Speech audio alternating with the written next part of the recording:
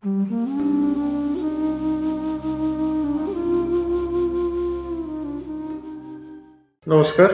जिते आम नुआ घर वास्तु करते कौ जिनस को आम फेज 1 रे कौ जिनस को आम प्रायोरिटी दे था। फास्ट हूँ एंट्रांस।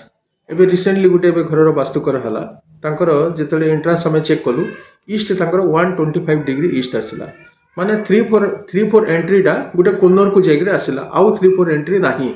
3-4 एंट्री मात्र 3 फुट प्लॉट मात्र 3 फुट जगह ही 3-4 एंट्री मिलला किंतु प्लॉट बड़ अच्छी किंतु एंट्रांस प्रॉपर एंट्रांस आमको जगह मिलला नहीं मात्र 3-4 फुट ही का जगह मिलला।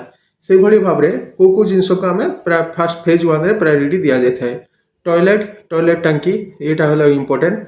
टॉयलेट टांकी 280 ରୁ 300 डिग्री रे ही टॉयलेट टांकी को सेठी ही रखा जाए था। डिप्रेशन आउ डिटॉक्स जोन जोटा कि अच्छी WNW जोटा डिप्रेशन आउ डिटॉक्स जोन सेठी गोटे ही दिशा अच्छी जोटा कि प्रॉपर वे रे टॉयलेट पाई किसी प्रॉब्लम नहीं सेठी आमे टॉयलेट को प्राधान्य दिया जाए है।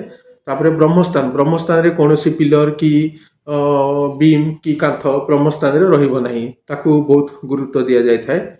किचेन 135 डिग्री रे चूल्हा 135 डिग्री रे रहिबो ताकू प्रायोरिटी दिया जाए है। से भली भाव में पूजा नॉर्थ ईस्ट रे पूजा नॉर्थ ईस्ट रु टिके याडे सियाडे हेले भी नॉर्थ आड़ को जदि भी टिके किछि चेंजेस होला बोले भी किछि प्रॉब्लम नहीं किंतु नॉर्थ ईस्ट को फर्स्ट प्रायोरिटी दिया जाए है। तापरे बेडरूम रो जो एंट्रांस अच्छी से बेडरूम रो एंट्रांस सब नॉर्थ ईस्ट से बेडरूम रो नॉर्थ ईस्ट साइड रहबो साउथ ईस्ट साइड रे बेडरूम रो एंट्रांस रहबो नहीं माने अग्निकोण साइड रे एंट्रांस रहबो नहीं ईशान कोण साइड रे एंट्रांस रहबो जदि पूर्व ईस्ट एंट्रांस जदि होउची बेडरूम रो। साधारणतः मैक्सिमम बेडरूम ईस्ट एंट्रांस होता है केवल दक्षिण रो जो बेडरूम छाड़ देले बाकी प्राय सब जाक ईस्ट एंट्रांस ही पश्चिम आड़े ही बेसी गुड़ाक बेडरूम मेनली पश्चिम दिगरे ही बेडरूम गुड़ाक थाए।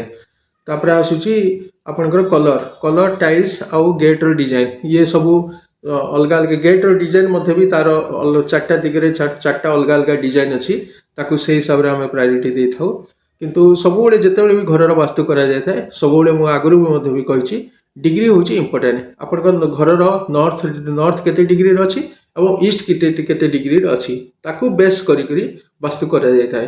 खाली पूर्व पश्चिम उत्तर दक्षिण देखिकी डाए बाएँ देखिकी आम वास्तु करा जाए न था पूरा प्रॉपर डिग्री देखिकी वास्तु करा जाए था।